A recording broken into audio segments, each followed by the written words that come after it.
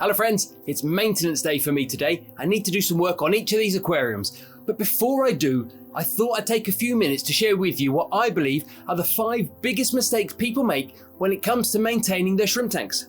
Hello friends, welcome back to the channel. If you're new here, my name is Richard and I'm the author of the Neocaridina Shrimp Handbook. So in my experience, the first major mistake people make when it comes to maintaining their shrimp tanks is they take a sponge or a cloth and they clean all the sides of the aquarium. Now, I'm all for having a nice clear panel at the front to look through.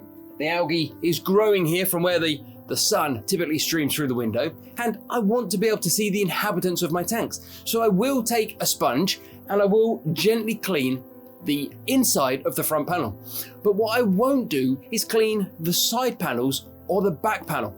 And the reason I don't want to clean those is those panels are covered in algae. They're covered in biofilm. They're covered in microscopic crustaceans. And it's that algae and biofilm that the shrimp love to feast on. A shrimp's natural diet is primarily made up of biofilm, of the starts of algae, of microscopic crustaceans.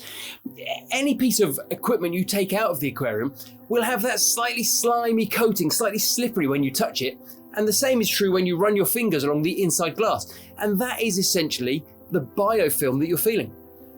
So when it comes to maintaining the shrimp tank, yes, clean the front pane of glass. Yes, you want to be able to see your shrimp, but don't go to the effort of cleaning the back and the sides. Now, of course, there can be the exception where you perhaps view your aquarium from 2 sides. And again, in that case, for your own enjoyment, then certainly consider cleaning both sides. You want to be able to see and enjoy your shrimp. But don't clean any side that you don't have to actively look through, because you're just taking food away from your shrimp.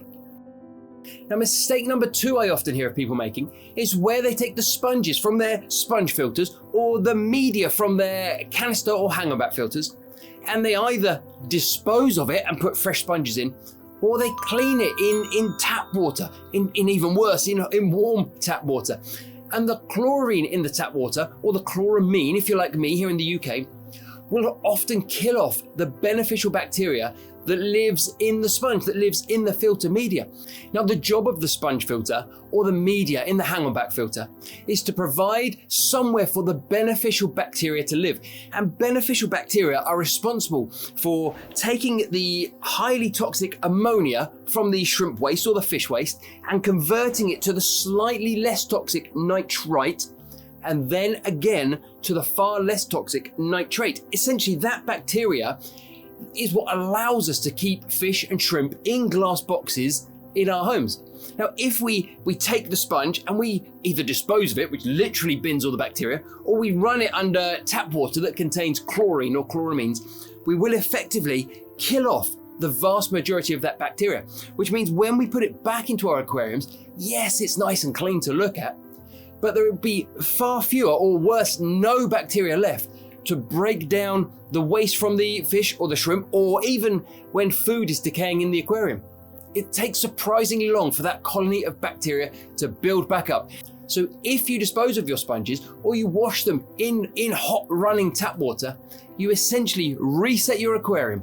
And that so often causes the death of our shrimp. People will say to me, all I did was some tank maintenance and the next day I lost all my shrimp. And when I get into conversation with them, it turns out they'd binned their sponges, they'd binned their filter media, or they'd run it under the tap and the chlorine had killed off all the bacteria.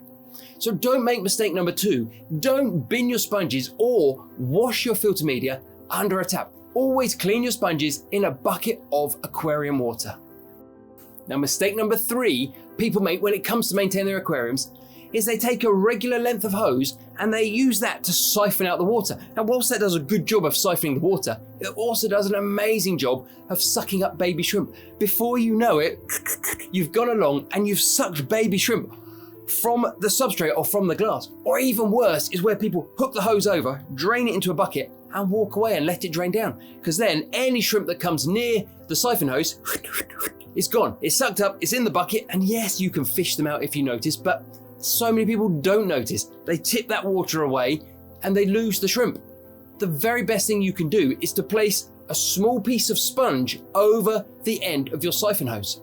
What that allows me to do is when I get a siphon going, to place that in the aquarium, the water gets sucked up, dirt and detritus that is floating in the column gets stuck to the sponge, but no shrimp end up going down the hose.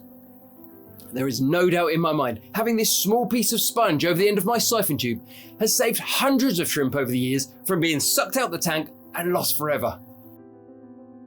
So mistake number 4 that shrimp keepers make when they're maintaining their shrimp tanks is they carry out huge water changes. Now, shrimp love stability. Shrimp like their environment to be stable. They don't want us to tamper with it too much. Now, this includes water changes.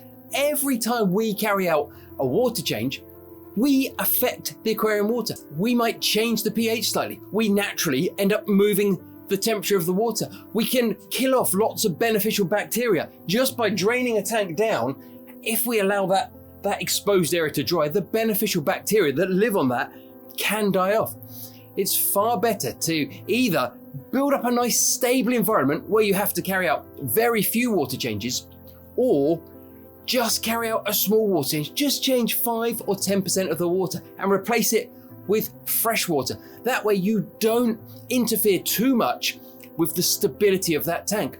So many of us keep our shrimp, like me, in small aquariums, and the smaller the body of water, the more susceptible it is to fluctuations in pH, temperature, whatever it might be. It's far better for our shrimp if you can build an environment where you don't have to do water changes, or you keep it to an absolute maximum of 10% at any one time.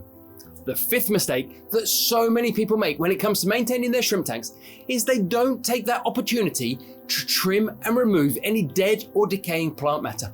Now, whilst our shrimps are detrivores, they will eat dead and decaying plant matter. We might only have a few shrimp in a tank, but a lot of foliage.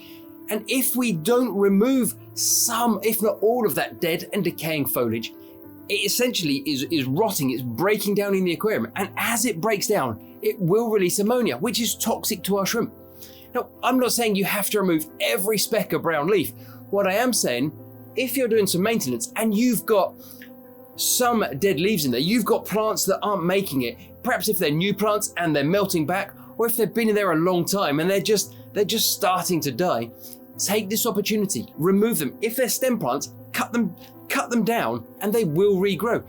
If they're rhizome plants, they're not stem plants, then perhaps just remove the dead and decaying leaves.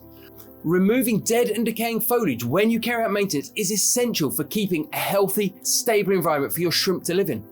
Avoiding making each of these mistakes can lead to a more stable environment for your shrimp to live in. And a stable environment is really good for when it comes to breeding shrimp. And if you want to know more about breeding shrimp, why not watch this video next? Thanks for watching.